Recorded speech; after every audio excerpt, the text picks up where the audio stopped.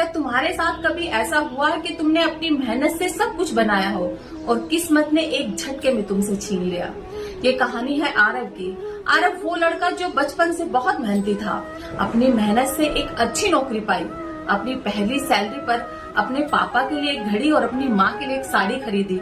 सब कुछ बहुत अच्छा चल रहा था। वो जिस प्रोजेक्ट पर काम कर रहा था उसमें रात दिन लगा हुआ था, उसको सफल कराने के लिए हर प्रयास कर रहा था।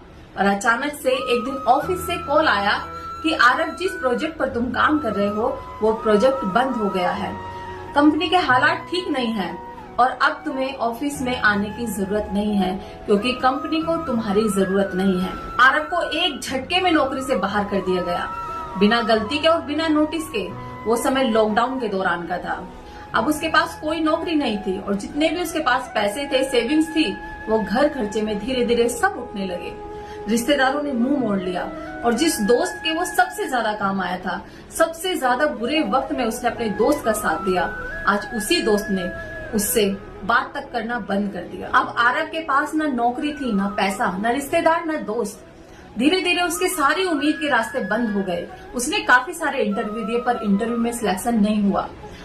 अब वो टेंशन में रहने लगा, डिप्रेशन में चला गया। करे तो करे क्या, क्योंकि घर खर्चे के लिए पैसे भी चाहिए, परिवार को भी पालना था, माँ बाप थे घर में, भाई बहन थे। अब आरव के मन में सिर्फ एक ही सवाल था कि मैंने किसी के साथ बुरा नहीं किया, फिर भगवान मेरे साथ ऐसा क्यों कर रहे हैं? और यही सवाल आज करोड़ों यूथ के मन में है, करोड़ों लोगों के मन में है। आपने एक लाइन कहीं ना कहीं और किसी न किसी के मुख से जरूर सुनी होगी कि भगवान एक साथ सारे रास्ते कभी बंद नहीं करता।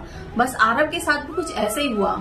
एक दिन उसके पड़ोसी ने उसे एक भगवत गीता भेंट की। आरव ने उसे लेकर अलमीरा में रख दी। एक दिन वो हारा, थका हुआ, उदास बैठा हुआ भगवान से शिकायतें कर रहा था कि भगवान कुछ तो रास्ता दिखाओ।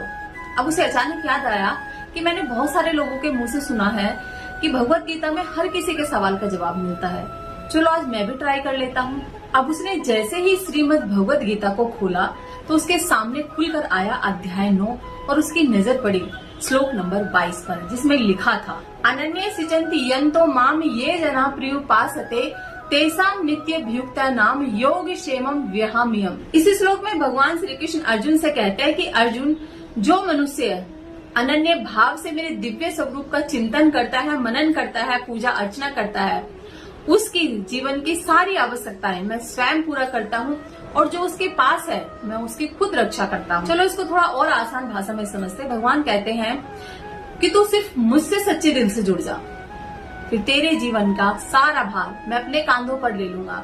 भगवान कहते हैं कि तू मुझ पर भरोसा कर, फिर तेरे जीवन की सारी परेशानियां मैं खुद संभाल लूंगा, फिर वो चाहे स्पिरिचुअल लाइफ हो या फिर वो मटेरियल लाइफ हो। फॉर एग्जाम्पल, अगर किसी व्यक्ति के जीवन में सब कुछ है, नेम, फेम, पैसा, धन, दौलत, किसी चीज की कोई कमी नहीं है, वो चाहता है बस अब उसके जीवन में शांति आ जाए, वो एक निष्ठ होकर भगवान की भक्ति करे और भगवान को प्राप्त करे, तो भगवान उसके लिए तैयार है, बाहें फैलाकर खड़े हैं, रास्ता आपको भगवत गीता दिखा देगी। और अगर किसी व्यक्ति को मटेरियल लाइफ यानी कि भौतिक जगत की चीजों की जरूरत होती है तो भगवान उसको भी देने के लिए तैयार है, क्योंकि भगवान हम सबके पिता हैं और हर पिता चाहता है कि उसकी संतान सुख भोगे, उसकी संतान के पास हर वो जरूरत की सामान हो जिसे वो चाहता है। इस श्लोक में भगवान श्री कृष्ण ने ये प्रॉमिस हर भक्त के लिए नहीं किया है, ये सिर्फ उन्हीं भक्तों के लिए एप्लीकेबल है जो भक्त भगवान श्री कृष्ण के स्वरूप का अनन्य भाव से चिंतन करते हैं, कीर्तन करते हैं, सेवा करते हैं, उनके नाम का जप करते हैं, नियमित रूप से प्रार्थना करते हैं। वो वीकेंड के भक्त नहीं होते, वो हर हाल में, हर सिचुएशन में 24 घंटे भगवान के चिंतन में डूबे रहे। अपने कर्मों को भगवान को समर्पित कर देना भी भगवान की भक्ति होती है। अब आरव को ये बात समझ आ गई। आरव ने सुबह 4 बजे उठकर भगवान की भक्ति करना शुरू किया। ध्यान में बैठता, भगवान को अपने आप से कनेक्ट करता, हरे कृष्ण महामंत्र का जप करता। धीरे धीरे उसके जीवन में क्लियरिटी आने लगी और एक दिन उसके साथ मिरेकल हो गया। एक दिन अचानक आरव को एक इंटरनेशनल कंपनी से कॉल आया कि इस कंपनी में आपका सिलेक्शन हो गया है, अपना अपॉइंटमेंट लेटर आकर के ले जाइए। इस कंपनी में वो ऑलरेडी इंटरव्यू दे चुका था पर उस समय उसका रिजेक्शन हो गया, वहीं पर अब उसका सिलेक्शन हो गया। अब आरव की उस इंटरनेशनल कंपनी में नौकरी लग गई, पहले से ज्यादा सैलरी, बड़ी कंपनी, और धीरे धीरे सारी चीजें ठीक होने लगी। जानते हो आज के यूथ को लगता है कि भगवत गीता पढ़ना बहुत बोरिंग है, ये तो सिर्फ संत महात्मा लोग ही पढ़ते हैं या फिर जिन्हें संत महात्मा बनना होता है वो लोग पढ़ते हैं, ये तो फिर बुढ़ापे का काम है। पर ये हमारे यूथ के अंदर सबसे बड़ी गलतफहमी है। भगवत गीता साधु नहीं शेर बनाती है, अपने अंदर की लड़ाई से जीतना सिखाती है।